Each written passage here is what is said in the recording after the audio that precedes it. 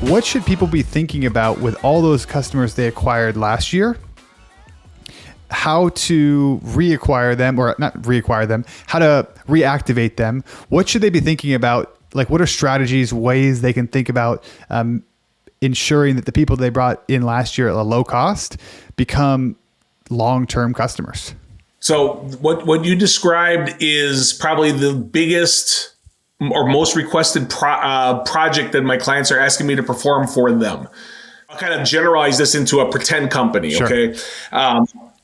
You'd have a company that would generate, say, $10 million in annual sales. And the pandemic hit, and that $10 million on a rolling 12-month basis surged up towards $17 or $18 million. And so they all of a sudden are 80% bigger than they were a year prior to that.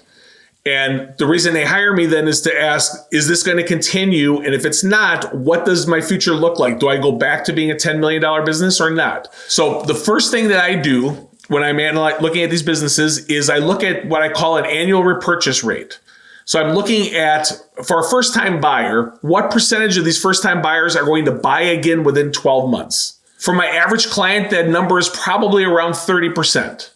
So if a company acquires a customer today, they say they acquire 100 customers today, 1 year from now, 30 of them will have purchased for the second time or more frequently than that. There is not a good or a bad metric here. So in other words, if you were only getting 30% of your first-time buyers to buy again, it doesn't mean that you go running around the building trying to make that number 50 out of 100 instead of 30 out of 100. It's almost irrelevant. What you want to do is you want to know what that number is, and are you acquiring enough new customers to fill up the ones you are losing? And then if you are losing a lot of customers, what you want to see is you want to see downstream if these 30 customers who keep buying or have bought us for a second time, if they're buying again more and more and more. And you want to see what their sales are going to be. So what's going to happen here for many of my clients in the next year is that they should be looking at their customer acquisition metrics, and they're going to see that customer acquisition is going to dry up and go back to where it used to be. So if they used to acquire 100 customers a year and now they're acquiring 180 customers a year, it's going to go back from 180 maybe down to 110, maybe 90. I don't know what that's going to be, but it's going to start to decline. And I'm seeing that in the data that I analyze now. I'm seeing that those numbers are starting to decline. As those numbers decline, what you want to compare that with is the payback that you get from all these customers that you've acquired. So these customers generally will pay you back over time. Some businesses, the customer pays you back for about 7 to 12 months and goes away. That means if that is what's happening, you're going to fall back to being a $10 million business real quick.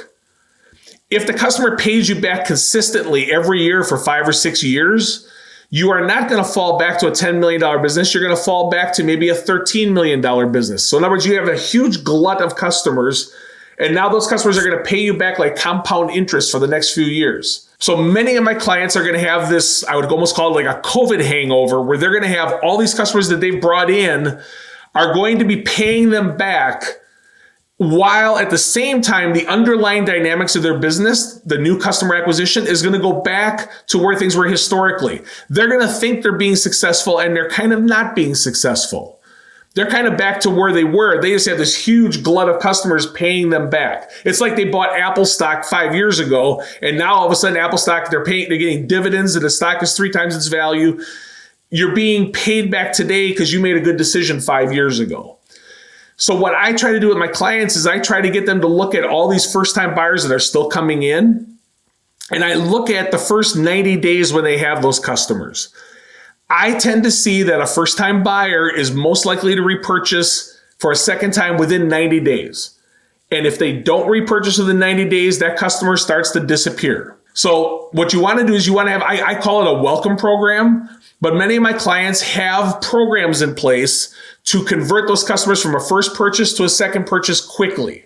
They will, from a customer service standpoint, make sure that their order was received, that they are happy with the order, that they'll ask them, is there anything else that you wanted to complement that order with, and try to get them to add on something within a week of that first purchase. They'll do that through email. They do it through outbound calls. They have a call center where they are literally calling customers and asking if they are happy. Those kind of programs accelerate that second purchase. And if you can accelerate the second purchase, the customer starts to go on autopilot. So you, as the customer goes from a second to a third to a fourth to a fifth purchase, you actually need to do less and less and less marketing. The customer just starts to bond with you. And there's a reason for them to buy from you. And they go down this path. I see it with all of my clients that after the first purchase, the customer starts to go on autopilot if they buy for a second time. So you want to invest all of your marketing dollars on these first-time buyers. And if you're going to spend money, spend it in those first 3 months when the customer is responsive. After that, that is where you use your low-cost and no-cost marketing tools to convert customers. So once that customer hasn't bought in 13 or 14 months, the customer becomes very unlikely to buy again. And if they're unlikely to buy again, it doesn't make sense to spend a ton of money and lose money with them. You always have email marketing at your disposal. You always have personalization of those email campaigns. You always have personalization of your website. So focus on those things for customers who are inactive so that you don't spend a ton of money on people who are not likely to buy again.